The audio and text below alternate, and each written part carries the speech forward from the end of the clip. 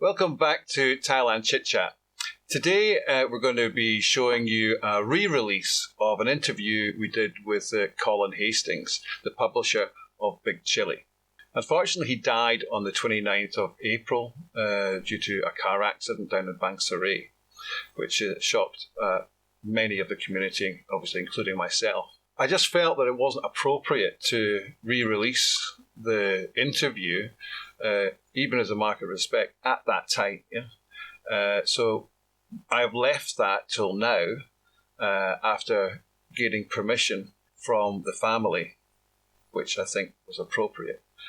So this is the interview we did, we being Andy, Francis and myself, about 2 years ago. Thanks to Robin Martin, who's a writer for the Big Chilli, for coordinating this. So I hope you enjoy this interview. It was fascinating, it was fun, and Colin was a good friend to myself and many other people. And this is just something as a mark of respect to him and also for his family.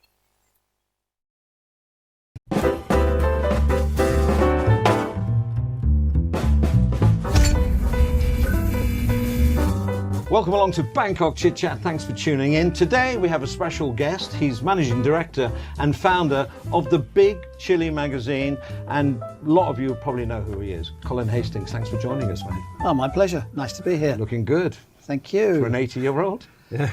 Careful. You started off on the wrong foot there, Andy. Just loosening everybody That's okay. up. Right, so, well, you've been here a long time. We'll get into the Big Chilli thing in a moment, but how did you start? I mean, what made you come over here in the first place? I guess it's the first question. Yeah. Oh, well, it was, already established in England as a journalist. Right. I was 23. I'd had a couple of years in Fleet Street. And then myself and some mates decided that we should go see a bit more of the world and go around the world, hitchhike around the world, which we did, right around Europe, and then we came down through places like Turkey, Iran, Afghanistan, Pakistan, India. Ended up in Thailand, actually flying from Calcutta into Bangkok during the Vietnam War. How long was that? That was about 3 months. Right. 3 months. Because that would have been, still going on, right? Still going on. Yeah. 1974. We arrived in September 74. Wow. Liked the place, thought, sod Australia. Actually, that's not totally true. What happened was that we went along to the Australian Embassy back in 1974. It was then located in Ceylon Road, in the old Hong Kong Shanghai Bank building. And we asked to see one of their executives and one of their staff to ask about Australia and what our chances were in Australia, because we wanted to go there to work. And this guy came down the stairs. We said to him, there's 5 of us. We're all young lads from England, 22, 23. We want to go to Australia. And the guy said, he stood there and he said, I'll try and do my Australian accent. He said, well, my advice to you boys is to go home. There's nothing for you in Australia. They were in a downturn at that time, and he wasn't keen on encouraging us or anybody else to go to Australia. But we didn't go. I kind of stayed on. I went back to England, came back. And actually, that's an interesting story, how I actually got a link with the Bangkok Post, which I ultimately joined about 6 months later. So you started with the Bangkok Post. Good old. Was it the Bangkok Post in there? I thought Bangkok it was the Bangkok World. No, wasn't it? Bangkok Post was the daily morning newspaper, and the Bangkok World was our afternoon newspaper. Okay. Isn't Colin's story similar to Andrew Biggs? He was going from Australia to here, was going to carry on to go to England, and he stayed. That's right. He was coming through Thailand to go to, and never went on to England. They probably said the same thing. No, nothing going on in England. Stay in Thailand. Well, good, because it was as you've heard so many times, it really was a fantastic place. It's still a great place. Oh yeah, but it was tiny. Bangkok was maybe 2 million people. But the Vietnam War was on at that time. Yeah, it was still on. You have the GIs down on Petchbury Road on those. That's quite right. Those places of ill repute. Pat Pong was a key place then, wasn't it? They weren't allowed into. They were not officially allowed into Pat Pong. They had to stay down in Petbury Road. Yeah. But they did come down, and the Chevrolet wing was also the ambassador. That's right. My patron, he brought me over. Anyway, go on. Good Chevrolet. And it was. That first night in Pat Pong, my first night in Pat Pong, I met Roger Crutchley from the Bangkok Post, and in Mississippi Queen I met Shrimp. Shrimp. All right. I met him, and we've been friends ever since then. Didn't you bump into Bernard Trink with his cameraman behind him? He was waddling probably down around the somewhere that night as well. So that was about September 30, 1974. Because I came in 83, so that's a long time before me, and I think I've been here forever. Wow. No, you've seen more. Yeah. Mind you, between 74 to 83, maybe not so many changes as of, like 1990 to now. Yeah, you're right. But I'll tell you something else. About 1983, we had a huge influx of expats.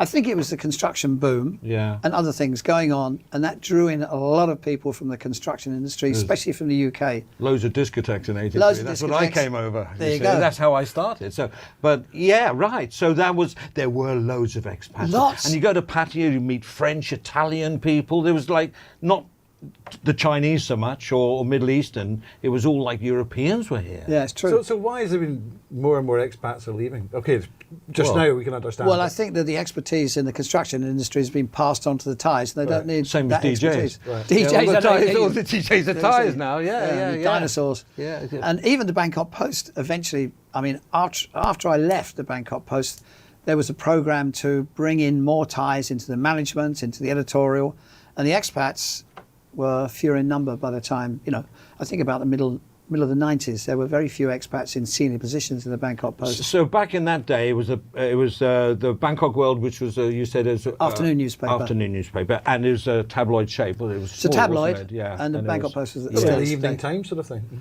Yeah, it was Evening Standard, Evening News, and the Bangkok, and then there was the Nation was the other one. Yeah, that's right. And it is today the same.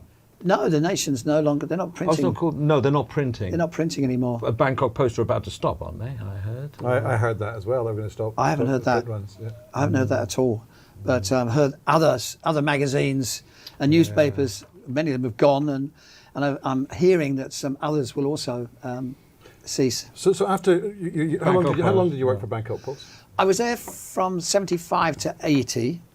Then I left. Actually, I went back to England in 1981. I just thought give the UK a chance. Didn't stay long, but I worked on the Sunday Times in the days when Harry Evans, who just passed away, legendary Fleet Street. Actually, it's not Fleet Street. It was up at Gray's Inn Road. He was the editor, Harry Evans. So I worked there for. Covering what? As a journo? I was a journo. I was working there as a sub-editor on news and international news and business, and on the Sunday Times. And then I got offered a job back here with Media Transasia. Right. There's a name from the time. No. Yeah, it's got a bit of a name. It's like going back down memory lane, isn't it, really? So I was there for exactly 1 year, which is the minimum stipulated on my contract. I stayed there for 1 year. Yeah. And then went on to do other things. Cut a long story short, I worked in Singapore, based here, but working for a company in Hong Kong and Singapore, travelling the region, producing and writing magazines, mostly travel. When did you decide I want to do something on my own? I think that's what you're getting to, right? Well, I went back to the Bangkok Post to launch Thailand Tatler. It was the first international magazine of its kind. There's been many since and many have gone. But it was the first international magazine. I can still see the cover in my mind now, because you mentioned it, yeah. And so I launched that and was there for 7 years, as managing editor for 7 years.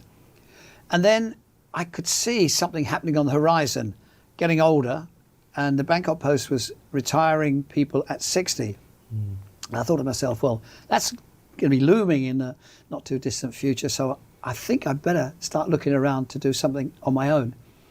So I left the Bangkok Post, or Thailand Tatler. I was doing other magazines for them as well. And I decided to set up a travel magazine initially. Yeah. So I had that travel magazine. It was called Journeys. Journeys in Asia. Here we go. There's another one I remember. Journeys in Asia. Absolutely. And then there was a personal tragedy in my family that happened here in Bangkok. I probably shouldn't really go into details, but it shook me up big time because it was reported in the Bangkok Post. I'll tell you what it was. It was my nephew came here, and he was a victim of a robbery that went wrong, and he died. And it was. I think I remember. It was reported in the newspapers, in the Bangkok Post, and on television, and they got it all wrong. It was so disrespectful.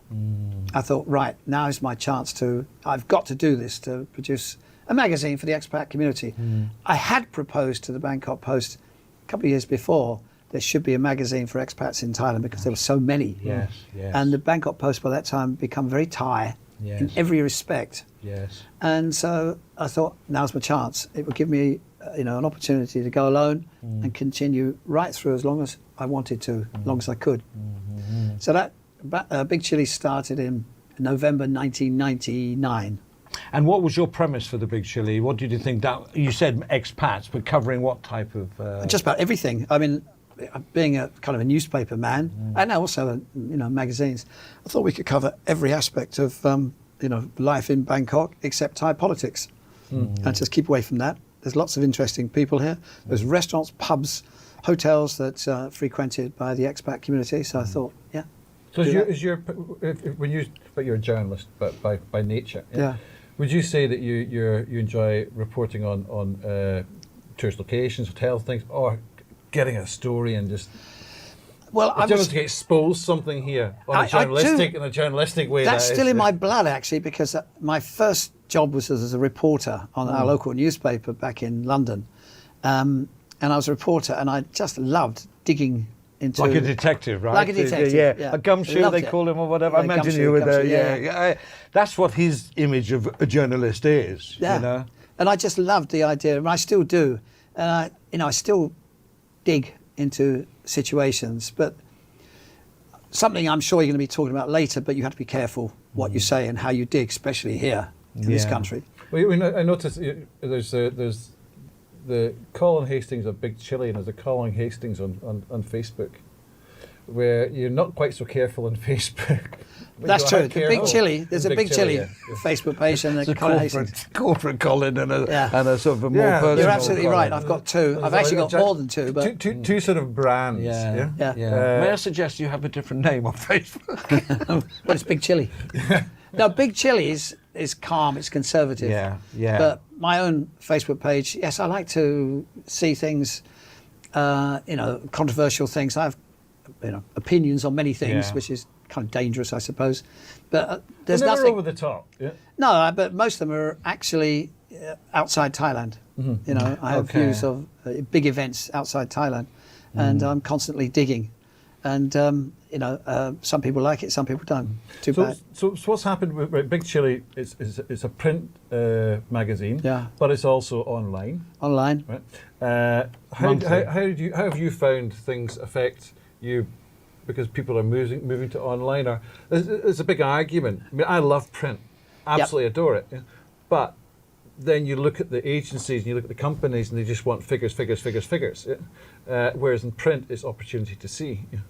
There's a lot of debate on this. Yes. I mean, social media, internet, all that area of communication. Yes, they're looking at figures all the time, but you can inflate figures so easily. You can't guarantee what you see or what people tell you is correct on Facebook or any of these you mean platforms. Clicks and views? I mean there's ways of doing that. And newspapers and magazines also exaggerate circulation. They have certain little tricks. But a big thing for me is that unlike what you see on the ads you see on Facebook and whatever else, they go, they come, and they go, and they come, and they go. You don't remember them. They're gone in a flash. Yes, absolutely. Magazines hang around. I used to run a bit of a naughty little house ad in Big Chilli when I thought the Bangkok Post or newspapers, were a competition. So I'd run this picture of a dog standing on a newspaper in a kitchen. My headline was, "Newspapers, here today, gone tomorrow. But magazines last." Yeah, yes. And I do remember... There's always a doctor's waiting room. Exactly. Yeah. It's exactly right. And this is why Rolex, they've always said, Rolex like to take the back page of a magazine because they know they're not selling a particular, it's just the name. Just the name, just a reminder. Yeah. Back page of a good magazine, they like it. Soft sell. It's funny you say that because magazines come in two different ways. One, you can have a spine on it, or you just get a fold. Yeah. And when in the business in Thailand, we would always have a spine. Yeah. And or if we're designing a folder, for example, for a company, so you could put all their stuff in. We'd put a spine. And we'd put their logo and everything down there because everyone will just put it. If they put it into a library. They put it there, and it's there forever. There's another little trick. It's true. But I mean, there's something else that it goes through my mind that just supposing, I speculate here just a little bit. Yeah, please but do. Supposing print had never been invented, and we're all so wrapped up in the way we communicate at the moment, social media, internet, and then suddenly someone came along with, look, we have an alternative. There's a thing called a magazine. So what you have seen on social media, wow, that's great. I can keep it. I can store it. But we're going through a stage now where magazines, print media is, it's in decline. It's true. But I still think there will be room for it. You could say that about the Dead Sea Scrolls. Well, indeed. Come back. They try to create a balance, and like you've done it as well. Is you put it on the flip books, so it could be on Tinder or your iPad or whatever it is, and it was to give you an electronic feeling of having a magazine, so you could actually flick and the page actually turns. Flips. So that was something, and I found that very useful because. We were doing it for, I won't say which company, we were doing it for one company. And you could actually target the ads. So basically, you could be on your iPad and maybe you flick and you go, click, and then it takes you to that page. And then the fact is that if people are paying for something, they want to see that there's been someone interacting. So if somebody presses something, you can see it's interacting. But does that mean you're having to change your model? We have to, and we are, we have. And yes, I suppose we're being forced into this now. And, our magazines, obviously because the advertising isn't as well, I was going to get into advertising. Yeah, that's your only source, we have isn't it? Well, we have subscribers. Right. But there's not that many people want to pay for anything. They don't want to subscribe and pay for anything. They want, YouTube, subscribe, you're a subscriber, free. And they kind of ask for money. So please send me some contributions if you like. That's the way they're being funded. We don't do that. We don't ask for contributions. No, not yet. You should. No, but I want to have a general meeting about our YouTube channel after this. I'll chip in, don't worry. I just have to say with the Big Chilli, I used to go out quite a lot, not as much as I do now. And Colin, I mean, I joked about your age. He was the guy that never ever got old. He was always at functions, but you'd do more than one in an evening. And I used to feel so sorry for him because you'd come and go, hello Andy, hello Paul, how's you doing? Have a drink up? No, I've got to go on. But you'd talk for about 50, great talker, great social, click, click, click, and you'd move on. And you did, pile of magazines on the arm. And you had these heavy magazines. I mean, his magazines are good quality and they're glossy, and he'd plonk them. And you do that. You did that like forever, for a long, long time. I still do it. We got the magazine. Thanks for bringing them, by the way. I still do it. Yeah. I don't need to exercise. Kudos to you. I don't need to exercise. No. Well, that's what's kept you young. That's where I was going to get back to. Okay. So I think that's another thing is that with the British Chamber or any chamber magazine or your magazine, people they go to that section first probably and say, oh, I wonder if I'm in that magazine today. And it is a great drag for people to. Oh, absolutely. And people, they say, "Can you save me some copies?" Or they come to the office and ask for copies because they know they've appeared in the magazine. They keep it. Well, I've got lots of stories about that sort of thing as well. People have got. Go on. Some people have collected every single copy of Big Chilli since we came out. I know several people have told me they've apart from you, right? I haven't got the whole set. I've got one or two missing, but I know some people who've got the entire That's so lot. Cool. Wow, that's cool. What's your plan for the future then? So you're also going to continue doing the print when we'll do the print. Continue doing the print. I've got in mind another magazine. Actually, during this period of running Big Chilli, I've actually launched quite a number of other magazines that did well for a while, then we closed them. So I think in total there's about 12 other magazines I've done. I'll try and remember some of them. Pulse, that was music. That rings a name. Yeah, that rings a bell. We had another one, we have a music magazine. I can't remember the name of it now. I should know this. Very nice music magazine. I had a great designer. Then a golf magazine, a golf map, a golf directory. We had a house or property magazine. We had, the big ones were really Hua Hin and Patty, separate magazines. Yeah.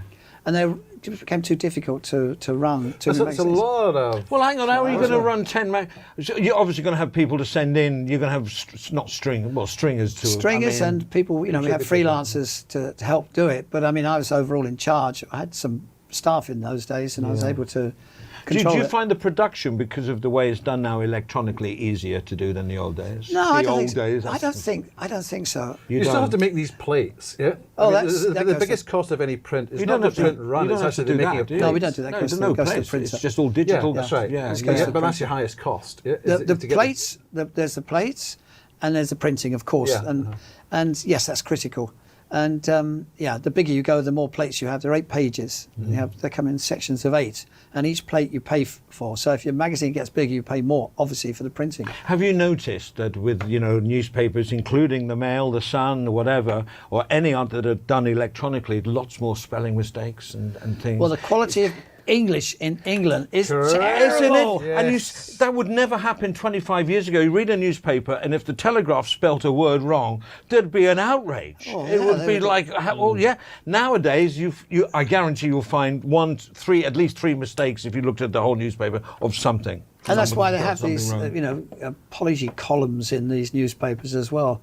Instead of running a letter from Angry of Tunbridge Wells, they'll have a little section say, well, this is a mistake. They admit their mistakes. Well, but they legally have to as well, don't they? No, I don't think they do. No, not for spelling mistakes. Not spelling mistakes or just... it's unprofessional, isn't it, for a newspaper? If they make a mistake in a fact. They could be in trouble. Oh, yeah. No, we're just talking about spelling because wrong. You'll find the E section or something like that. But it never happened in the old days. I wouldn't, because someone has to prove the plate and everything, right? Is it just so you get more time now, so you can read these things and pick on it? Yeah. Well, I've just learned to read, so I'm finding it a whole new experience. I just used to look at the pictures, which you had plenty of, by the way, and very good ones. The other thing is we were looking at censorship. So within the censorship side, when you're preparing, whether I'm making an ad or I'm making a video, whatever. There's been a couple of interviews and things we've had to turn around and say, on the line here, we'll lean to no. Yeah. But do you have to?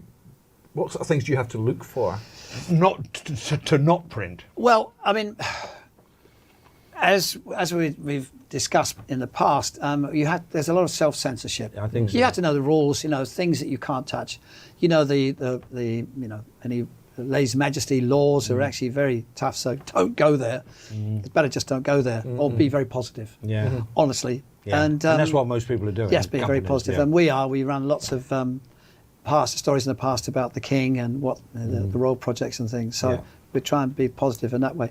You don't criticise anything to do with the monarchy. You have to be careful of the religion, Buddhism, and monks and whatever, temples.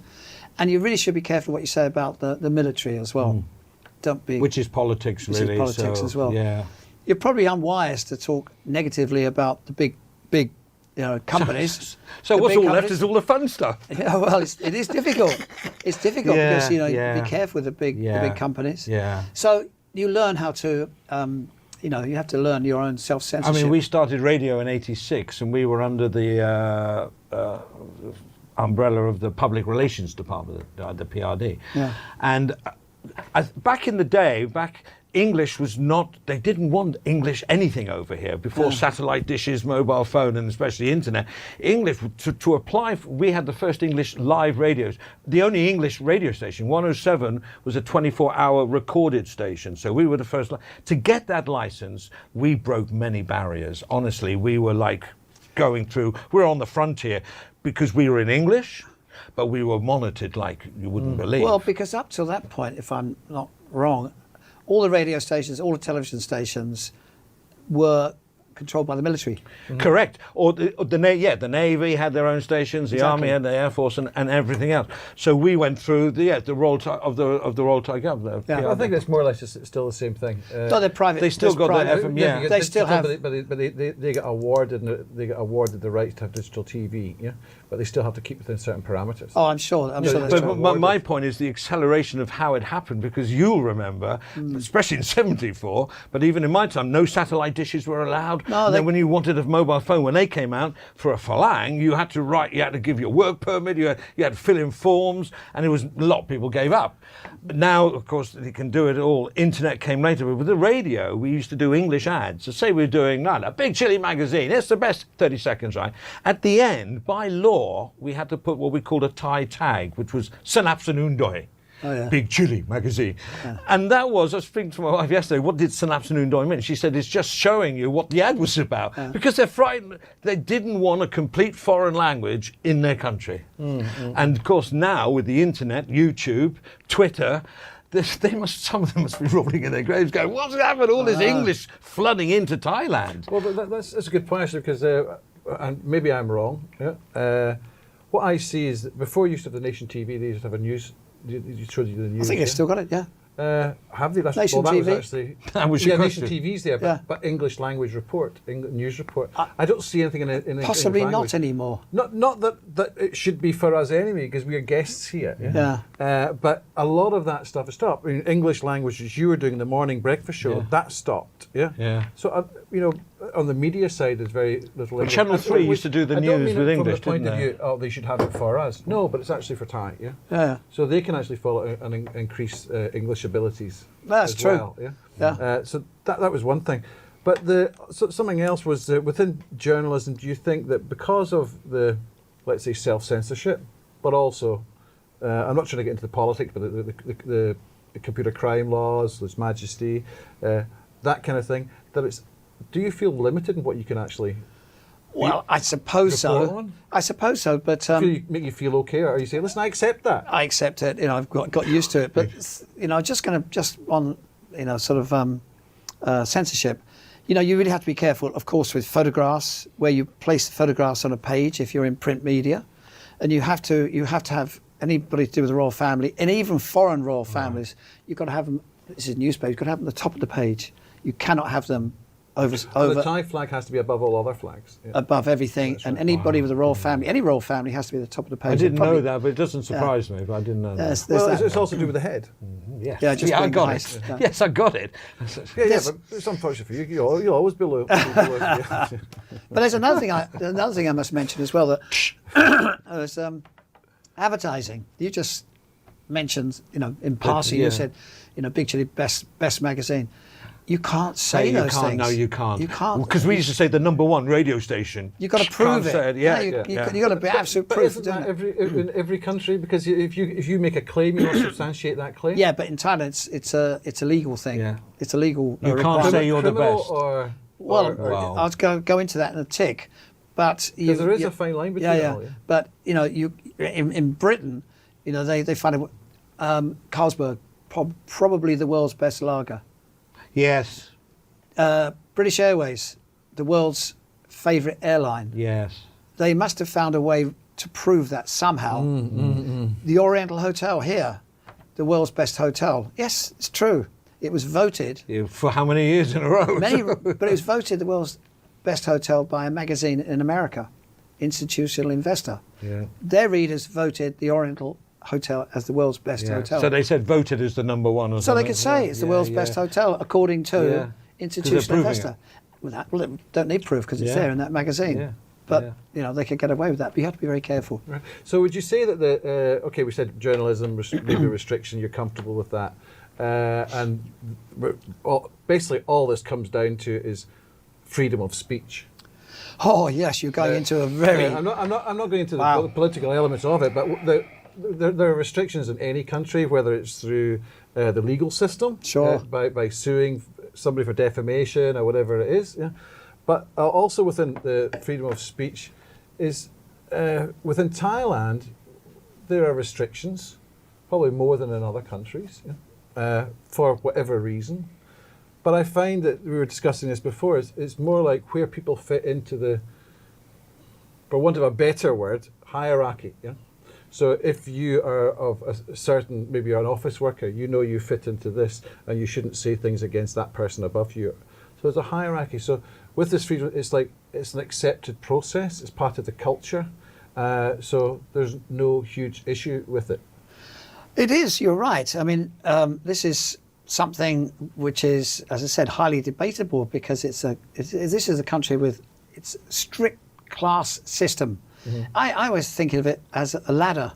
You've got the top rung, second rung, third rung, etc., and you have to pay deference to the people above you, immediately above, and everywhere else above them. And that's one of the problems because there is this goes out into difficult territory to talk about what actually drives Thai society and what's holding it back. Is this, for me, this class system? I don't mind saying that either. Well, no, I think that's, and as you say, we are subject to being wary of that, doing this. Well, I think it's also an education we're self-censoring ourselves. What you've got is you've got the youth of, let's say, from the larger families here. They go overseas, they go to London, and they're not the big person, the socialite anymore. They're just something. Yeah. And then they begin to realise, they see what life is like, and they come back and they become the new people to open up the take over the business. So there becomes a slightly different attitude. Like, why should people change if it doesn't have to change? No, I think because it's a world, especially if they're all right. If it's a world economy, and they want to be seen as being making it a progressive company. So the family businesses are becoming far more modern now, because a lot of family businesses around the world close, because they're not prepared to change. But there is a great feeling of change here. Oh, it is. No doubt. You can smell the changes in the wind, for want of a better metaphor. If that I is could probably a metaphor. find another one. But, that's pretty poor. But edit. Yeah, no, but there is. You can see there's something in the air. Then there's something. Yeah, of change. It's inevitable, but it's a slow process. Absolutely. Slow process. Absolutely. Another thing about you mentioned, censorship, your self-censorship, because the libel laws in Thailand are very tough, because it's not a civil case, it's a criminal case. That's correct. TripAdvisor. Yeah, it's a criminal case. It's a good case in point.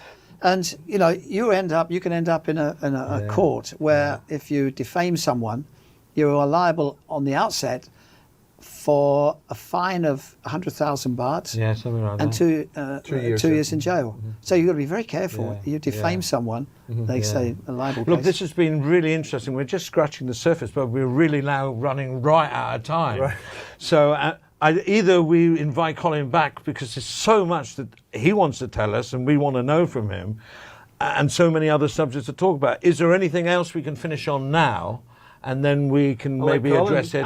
Colin, you be the man. Okay, well, nice to chat to you guys, and it's always nice to talk to old timers like us, amongst us, old timers. I me as well. And older, youngest. Yeah, but look the oldest. Yeah, correct. but there are changes in even expat society. There's fewer younger people coming in, sadly, because it's more expensive for them to live. It's no longer you need a certain level. Deals. Yeah. No expat deals, and it's so difficult compared to the past. Yeah. One last thing from me, if I'm allowed to put this in. Of course you can. The Big Chilli, we're launching the Big Chilli TV magazine. I'm calling it a magazine, which will be like the magazine but in a TV format. Yeah.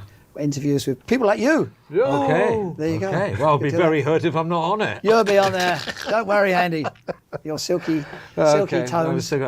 And that is for now. We're definitely going to have Colin back, because there's so much that I know I've got this great story and we can't hear it now. There's a great story behind Big Chilli which I really want to hear. Yeah, okay. So another many other things. Another time, please come. Will you come back? Yeah, sure. Okay, now I know how to get here. Yeah. So that's it. If you're first time watching, don't forget, if you like what you saw, then subscribe. Share it is really important, and of course that like button as well. So thank you very much for joining. Once again, Colin Hastings. Pleasure. Great. Thank you very much. Andrew. Thank you. And thank you. And we'll see you next time. Bye-bye. Bye-bye. Bye-bye. Bye-bye. Bye-bye.